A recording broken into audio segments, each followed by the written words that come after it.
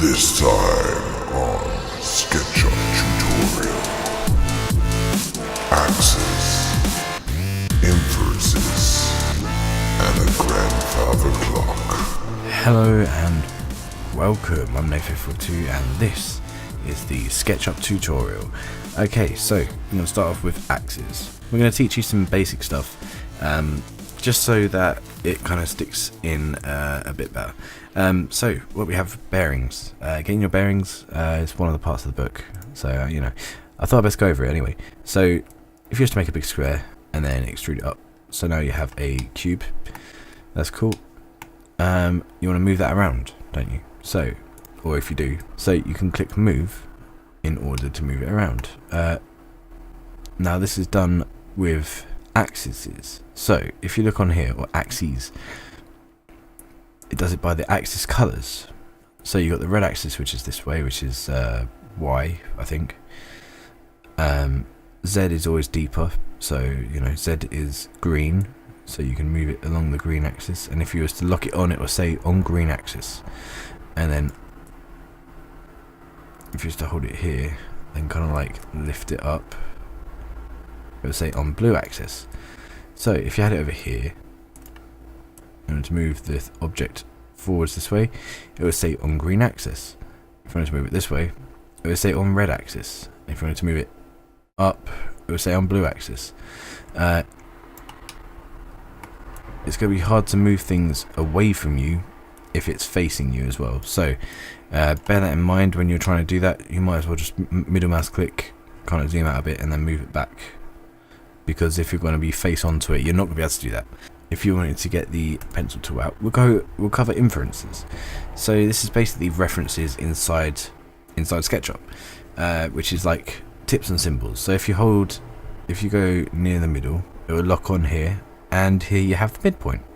If you just hover over the edge, it will say on edge. So you can use that as a means of drawing something else and making a new shape. If you have it on the corner, it will say endpoint, and that is where more than one point meets up. Basically, I think this would be an endpoint as well. Yes. Okay. So you can go from edge to edge. You can go from endpoint to endpoint. You can go from endpoint to edge.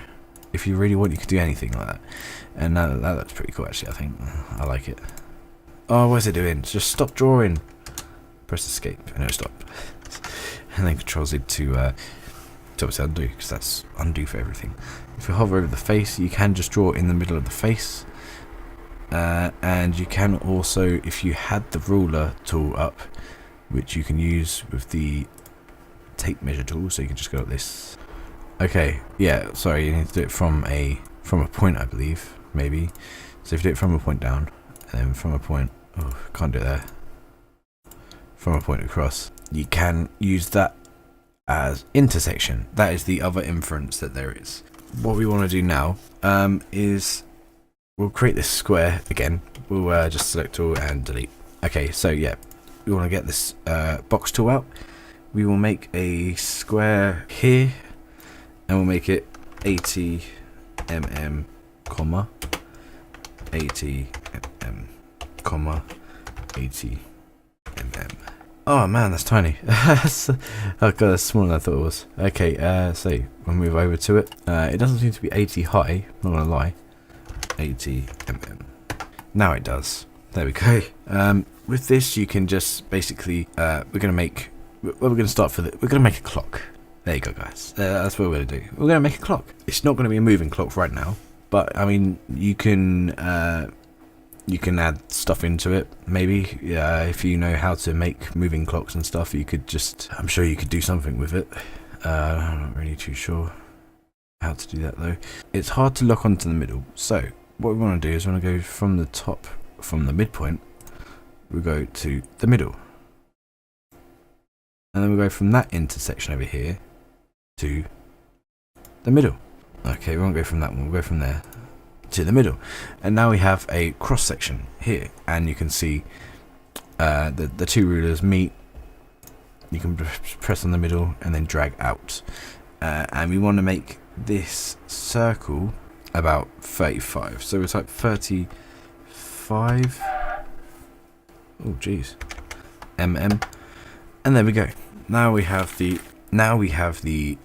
circle on the outside. So we want to push that in. So we'll push that back. We'll do that back by 5mm. There we go. And yeah, that's now in the middle, and it's back. So what we want to do is we want to go like there. Now this center might have changed because it's on a different plane. So what we can do is we can just select these lines. We'll erase these lines. So we right click and erase, and it seems to have already put the center of the dot. I don't know if that's just me. Okay, so now we have removed the lines. We'll get the tape measure tool out again. We'll just measure down from midpoint to midpoint, and then midpoint to midpoint. Oh god, I can't do it there, can we? On the edge, because as we know, that edge here, this whole line is one line because it's a flat line. As you know, always the lines are the same size. So yeah, we will just create a so click that, draw it out, and then we will make it, I don't know, how big should we make it? We'll do it there, and we'll do 5mm maybe. Yeah, why not? Okay, so yeah, we can pull that out, and then we'll do that by 5mm as well, and that'll be flush with the front. Okay, so yeah, like that. Now we have a clock. Now, this is kind of a very basic clock looking thing, and it doesn't have any hands or nothing like that. We're not going to put hands on it because that's not what we do. That's not what we do here. We build the surrounds. We don't make the technical parts, and I don't think we could do that with 3D printing just yet. So what we want to do is we want to go on the top, and we're going to make a midpoint. And then we're going to go from midpoint to midpoint, and then we can use this with the move tool. With the move tool this time, not the extrude tool. Select the midpoint, and then we can raise it up. And now it's like a house clock, or a clock house kind of thing. Bear with me guys, there's not much left on this now. In fact, what I will do is I will come back to the clock in the next one. But I will just show you quickly the zoom, orbit and pan tools, which you've most probably seen already now, but it's useful to go over.